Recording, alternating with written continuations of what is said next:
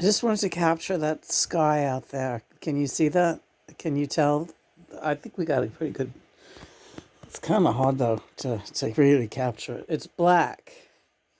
It's showing up on the film as like a slate color, but that sky is like black outside.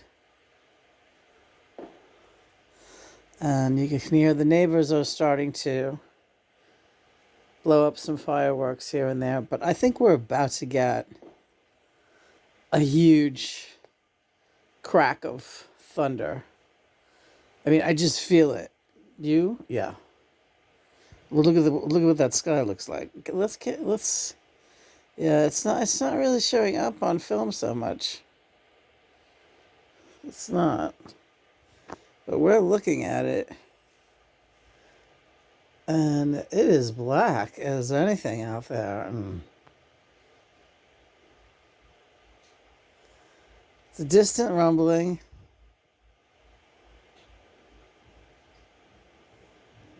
I think we're gonna get a real big loud crack. Just in time for July 4th. Well, we updated the blog. Yeah, we got that done today. Anything else I should have been doing today, honey? No, taking good care of me and my needs. Yes, I'm trying. You're doing great. I'm trying to be a good partner, and all I can do is just let you guide me. That's all. Yeah. It was nice to hear from Bob today on Instagram. Yeah.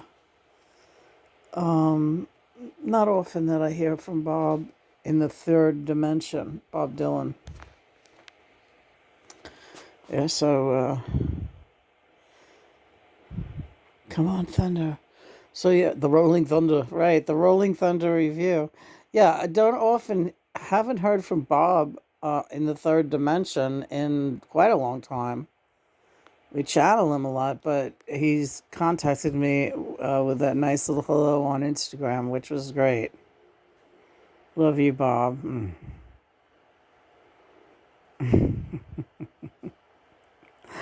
Bob, can I say it? Yeah, I'm quite taken with you myself. Oh, it's a lot. It's a lot to handle this crazy ride. Yeah. So I'm waiting. The whole point of this video is we wanted to catch the Rolling Thunder review.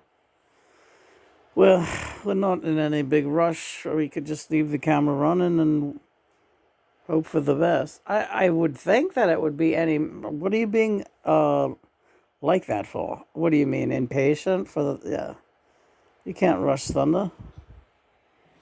That's true. Hi, Robbie. Robbie Robertson. They say every man must be replaced.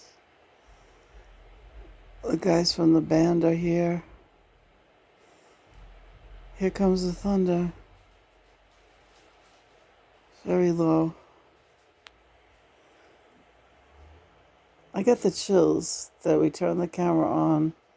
Bob and the boys from the band are here. Richard Manuel, Rick Danko, Lee Vaughn, Garth Hudson, Robbie Robertson, my Woodstock neighbors, my brothers in arms.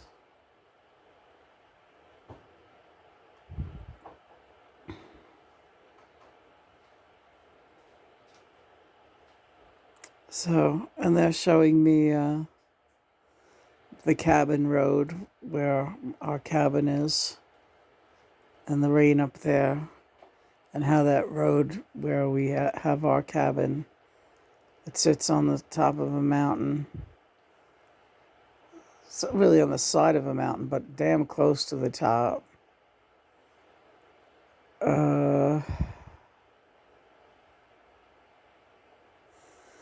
How when there's a real big storm, it just becomes a running stream.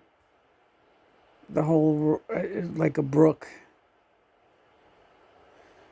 the whole road just becomes water, natural running water, and the red clay earth washing away under the torrential downpour. There's nothing like a mountain downpour, especially like in the mid-afternoon or just at twilight. It's really spooky and it's great. And then it clears up. Sometimes it'll clear up in time to cook dinner. We'll be out on the porch, sucking down some nice red wine. My favorite, my poison of choice. And cooking up a big pot of chili or a big seafood gumbo. Making some baked potatoes. Or maybe a big pea soup. I just saw something flash, yeah. So right now my mind is letting me wander to my mountain cabin. And then after dinner, play some piano, because I do have a piano up there. I made sure of that. Moved a piano in as soon as I could. Or play some bongos or some tribal drums on the porch. Sing real loud. Let's not forget guitar or ukulele. One of those is always an option.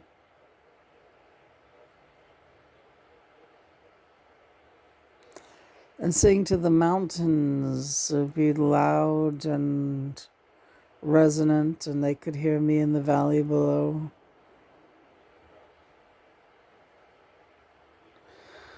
The animals and the birds would respond.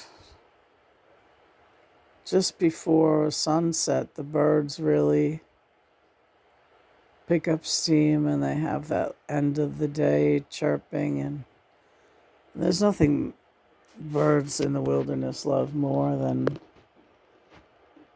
humans making music. They really respond to the human voice and instruments. They get excited. I really, really rambunctious, and they sing really loud. They want to be heard too. They want to be part of it. And I'd have my doggies on the porch with me. But they also had a lead to run on, back and forth if they wanted to go up and down the mountain a little bit. So Herman was big on that, running back and forth. When he would hear something in the woods, he'd go charging up the mountain. He was a great tracker. He would have been a great tracker, if like a hunting dog. He had that hound in him. Ellie, too. For a little thing, she was very keen. She could also find truffles. She could dig into the ground, Ellie, like a little pig, and root out some truffles, and she loved them. She ate them. She didn't save any for anybody else. She was a truffle hound. She was great at it. And we had a lot of truffles on that property. It was funny. Probably could have made some money.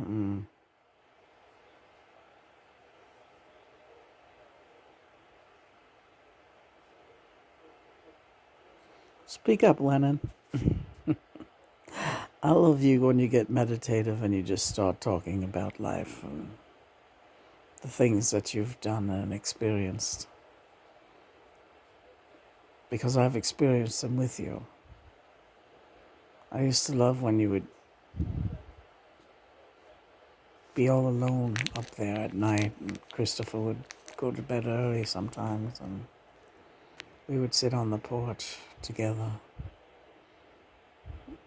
Yes, I was always keenly aware of that I had company up there. I would see a lot of orbs. Once again, I did not pick up on the fact that it was John. But I knew that it was like there was a spirit, definitely, maybe more than one. But there were familiar spirits up there who I really loved. Really loved. Not taking anything away from Chris. I really love Chris too, but this was like a very holy feeling. Supernatural. Just me out on the porch with the animals. The cats too. The cats never stayed home. They always came with us. Bunny, Billy, Maisie, Benjamin, Maggie. We had a lot of animals up there. Igor. A couple of them died up there. What happens?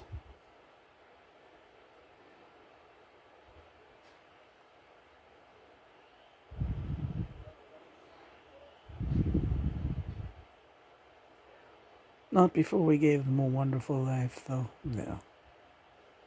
That's the truth. Even young Igor, he had a much longer life than he would have had without you, Lena. Yeah.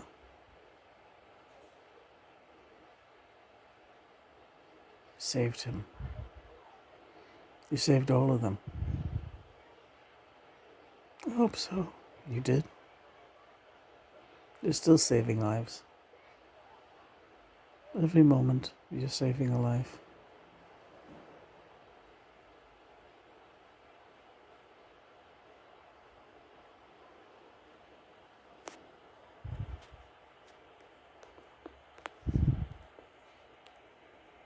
You saved my life. Did I, John? Yeah. Trust me on that.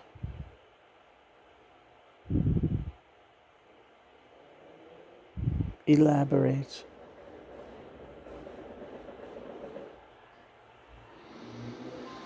You're gonna have to trust me on that. You saved my life.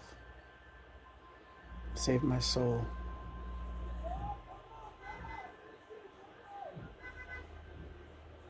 You save my soul every moment.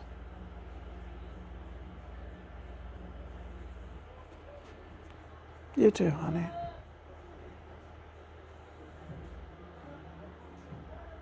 I feel that ocean breeze coming in. Yeah. The other night it really smelled like the beach coming through the window, didn't it? Yeah. Love that odor. The tide gets just right, and we're pretty far. We're pretty far from Rockaway, a few miles down the road. But I'll tell you, when the wind is just right, and then when the tide is just right, we get that odor coming right through this window. It's like we're on the beach. It's amazing. You also get seagulls going overhead too. Occasionally, I love that when the seagulls are in the area and you can hear them, even if you don't see them and you hear them. It's like ghost duck. Remember ghost duck? How could I forget ghost duck?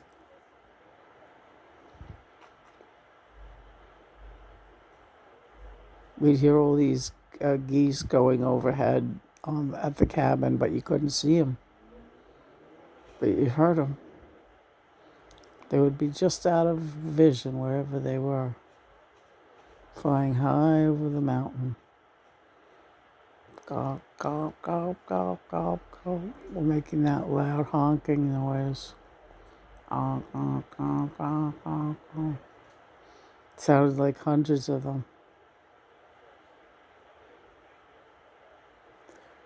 And we had horses down in the field below that I used to go feed apples and carrots to. I didn't care how treacherous it was to walk down that little wooded path to get to them. I took my walking sticks and I hobbled down there with my bags of carrots and apples, and I had horses for a weekend. They were so wonderful. So beautiful. Like a big tribe of horses. What are they called? A tribe? What is a gaggle? You'll think of it. How can a herd? Yeah, that's my cowgirl. Yeah, that's what I heard. That's what I heard too. And they were every color of they were just absolutely beautiful. There was Appaloosa. The neighbor would let them graze in the field just below our cabin, and you'd hear them in the morning, and like just that down in the field. And I was like, oh, my horses are here. They were all different colors. There was Palominos. There was a great Palomino. We called him Brando.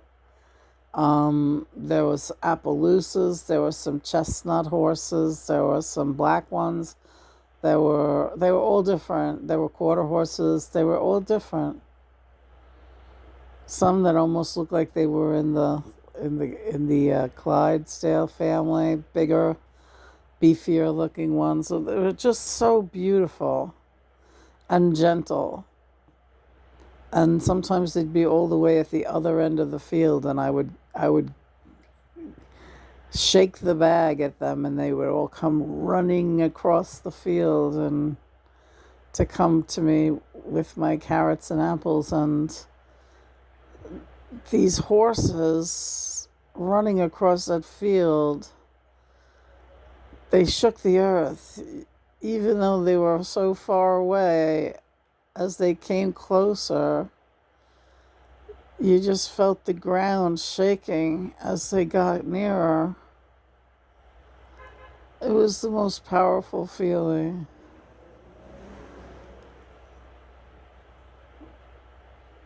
Sensing the power of those animals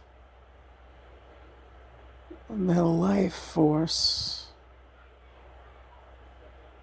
They were wonderful. And they would crowd each other and try to get at my bag of apples, but they were pretty patient when all was said and done, and they really enjoyed it, and they were gentle with me. Nobody got rough. They waited their turn. They liked getting petted, and they liked getting fed. My cat Benjamin used to come down there with me, and they liked him too.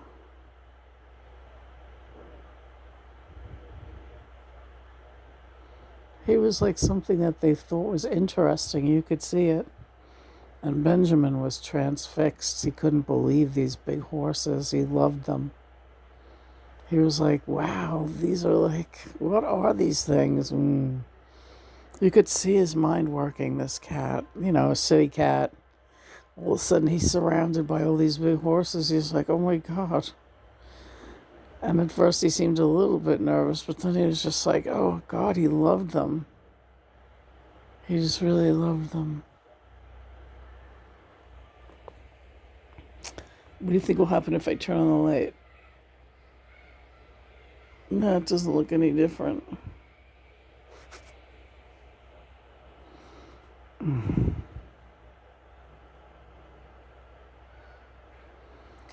Yeah, some beautiful times up at that cabin. It was very beautiful. It's still ours, but it's been a long time now since I've been able to get up there. I have my doubts as to whether I'll be back up there in this life, but one never knows. Doesn't seem likely. I can't even walk on regular ground. It's not really possible to even get any kind of a wheelchair or anything going up there. It's pretty hopeless.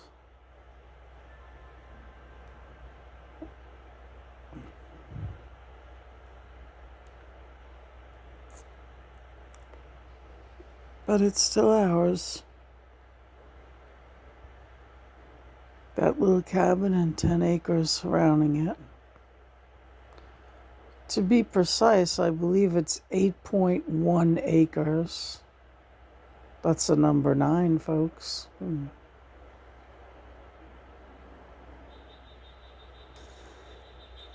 8.1 acres of Catskill wilderness. That cabin must be sinking into the ground. Who knows, though? It was situated in such a way that a lot of the water would run off, but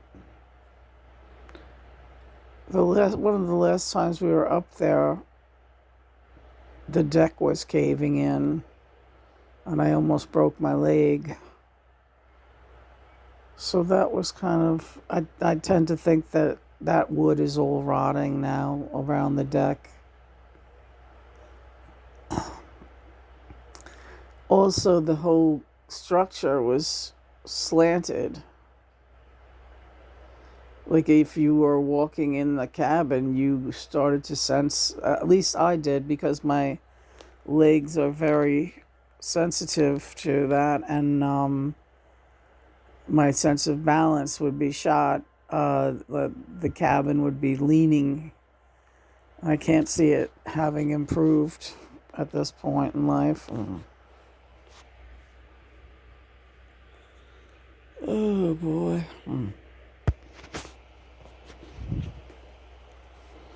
Come on, Thunder. You're really making me wonder.